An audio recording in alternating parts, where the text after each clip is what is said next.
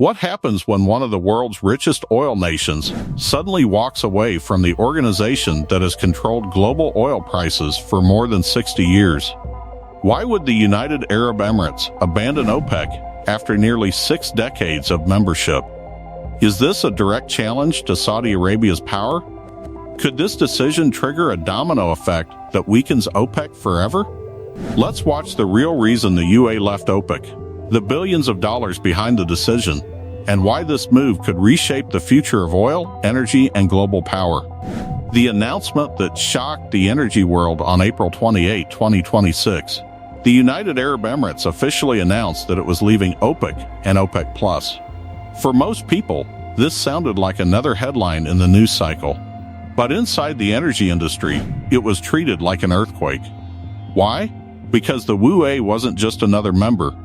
It had been part of OPEC since 1967. It was one of the group's largest producers, and more importantly, it possessed some of the largest unused production capacity in the entire organization. Many analysts immediately described the move as one of the biggest blows OPEC has suffered in decades. The question was simple: why leave now? The answer reveals a much bigger story. Understanding OPEC's real power. To understand why this matters, we first need to understand what OPEC actually does. OPEC was founded in 1960. Its mission was straightforward: control oil supply, influence oil prices, protect the interests of oil-producing nations. Think of OPEC as a giant control room. When oil prices fall too low, members reduce production. When prices rise too much, members can increase production. This balancing act has helped OPEC remain one of the most influential organizations in modern history. For decades, simply hearing the words OPEC meeting could move global markets. But OPEC's power relies on one thing: members following the rules. And that's where the UAE started having a problem. The billion-dollar frustration. Imagine spending billions of dollars building a factory capable of producing 5 million products every day, then being told you can only sell 3 million. That was essentially the UAE's situation. Over the last decade, Abu Dhabi invested enormous sums into expanding oil production. According to industry data, the UAE increased production capacity from around 3.1 million barrels per day in 2016 to nearly 4.4 million barrels per day today. Its goal is even bigger: 5 million barrels per day by 2027. But there was a problem: OPEC quotas. These quotas limited how much oil the UAE could actually produce. At times, the country was operating far below its available capacity.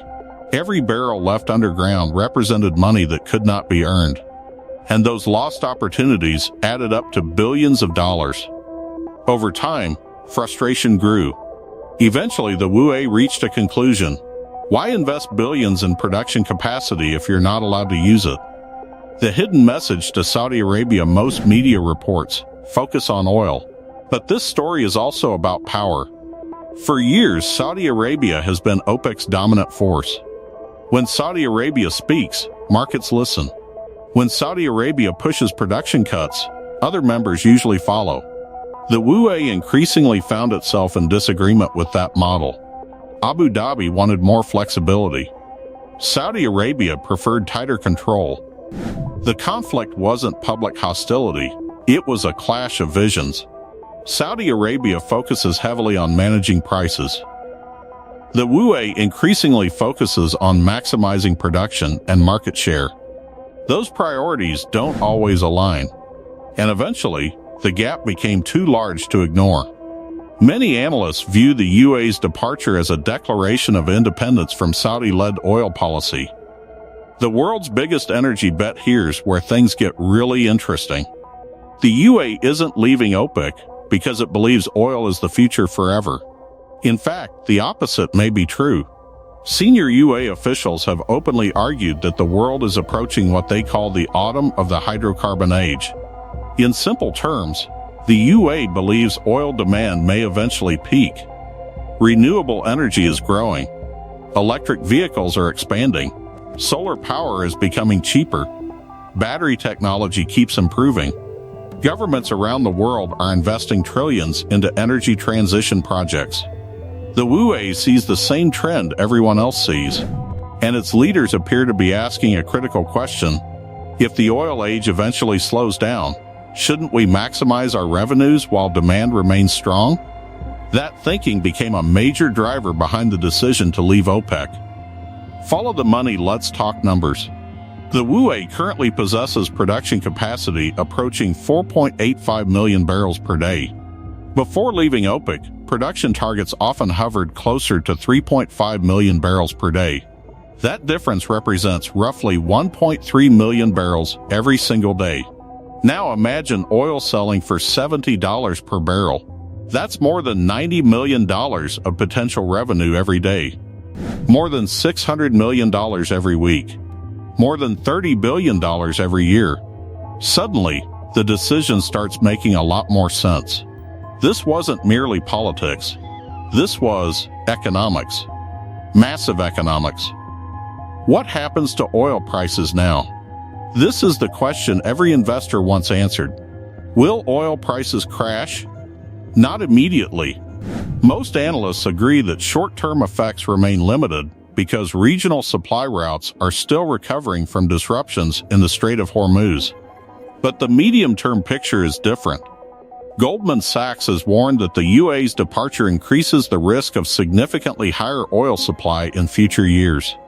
The International Energy Agency expects UAE production to exceed 5 million barrels per day by 2027. That would make the country one of the largest contributors to new global oil supply growth. More supply generally means lower prices, and lower prices could create major headaches for producers who rely on expensive oil to balance their budgets. The threat to OPEC may be the most important part of the story. The UAE accounted for roughly 13 to 14% of OPEC's output or production capacity. That's not a small loss. That's a major hole in the organization. And unlike some previous departures, the UAE is leaving with substantial unused production capacity. That matters because spare capacity is one of OPEC's most powerful weapons. It gives the group flexibility. It helps stabilize markets. It provides influence. Without the way, OPEC becomes weaker. Not powerless, but weaker. And that raises an uncomfortable question. If the way can leave successfully, who might be next? Could this start a domino effect? History shows that powerful organizations often appear strongest right before major changes occur.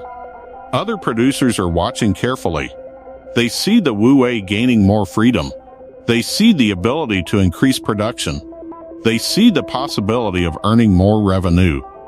If the UAE benefits from its exit, other countries may begin asking difficult questions. Do quotas still make sense? Should national interests come before collective agreements? Is OPEC still the best path forward? Nobody knows the answers yet, but the conversation has begun. And once those conversations begin, they rarely stop. Some market observers have even suggested that the UAE's exit could become a turning point in OPEC's modern history. The real strategy most people think the UAE is an oil country. But that's not how UAE leaders see themselves anymore. They are building something much bigger. A diversified economy, artificial intelligence, finance, tourism, technology, logistics, renewable energy, advanced manufacturing, global investment funds. The goal isn't simply to sell more oil. The goal is to use oil revenues to build an economy that can thrive long after the oil age ends. Leaving OPEC gives the way greater freedom to generate those revenues, and that freedom may be worth more than membership itself. In many ways, this decision isn't about today's oil market. It's about preparing for tomorrow's world. The way didn't just leave OPEC. It challenged one of the most powerful systems in modern energy history. It walked away from nearly 60 years of coordinated production policy. It chose independence over quotas, flexibility over restrictions, and long-term strategy over tradition. The real question isn't whether the UAE can succeed outside OPEC. The real question is whether OPEC can maintain its influence without one of its most important members. Is this the beginning of a new energy era? Will more countries follow? And could this eventually reshape the balance of power across the entire global oil market?